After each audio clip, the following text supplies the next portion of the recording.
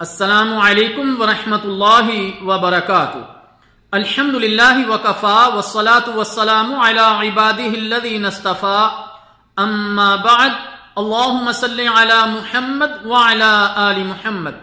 محترم سامعین کرام، آج سے ہم کتاب اصول ثلاثہ یعنی دین کے 3 اہم اصول اس کو ذکر کریں گے، اور یہ چند درسوں میں آپ کے سامنے بیان کیا جائے گا۔ رب کائنات سے یہ دعا ہے کہ رب کائنات مجھے قرآن و سنت کے مطابق کہنے کی اور جہاں تک میری آواز آئے ہم سب مسلمانوں کو اس پر عمل کرنے کی توفیق عطا فرمائے۔ محترم سامعین کرام، اللہ تعالیٰ جل شانہ آپ پر رحمتوں کا نزول فرمائے۔ یہ بات اچھی طرح ذہن نشین کر لیجئے کہ ہم پر 4 مسائل کا علم حاصل کرنا واجب ہے۔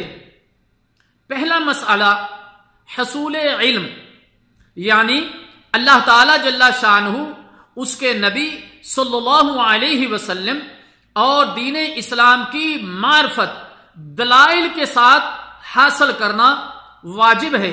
دوسرا مسئلہ عمل، یعنی حاصل کردہ علم پر عمل پیرا ہونا۔ تیسرا مسئلہ دعوت، یعنی اس دین اسلام کی طرف دعوت دینا۔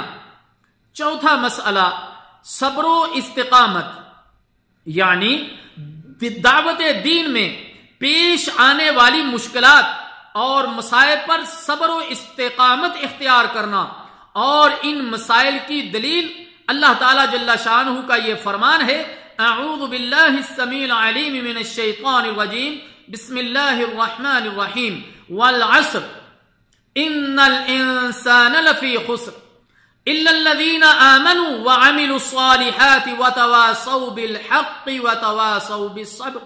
سورۃ العصر۔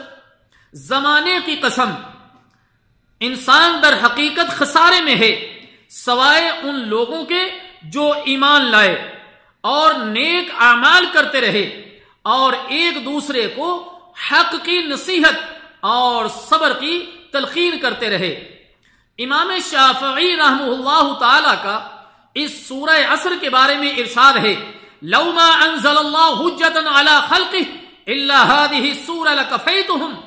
اگر اللہ تعالی اپنی مخلوق پر بطور حجت صرف اسی سورت کو نازل فرماتے تو یہ ان کی ہدایت کے لیے کافی ہوتی۔ اور امام بخاری رحمہ اللہ تعالی نے بخاری شریف میں ایک باب کی ابتدا یوں کی ہے: قول و عمل سے قبل حصول علم کا بیان، اور اس کی دلیل اللہ تعالیٰ جل شانہ کا یہ فرمان: فَاعْلَمْ أَنَّهُ لَا إِلَهَ إِلَّا اللَّهُ وَاسْتَغْفِرْ لِذَنبِكَ۔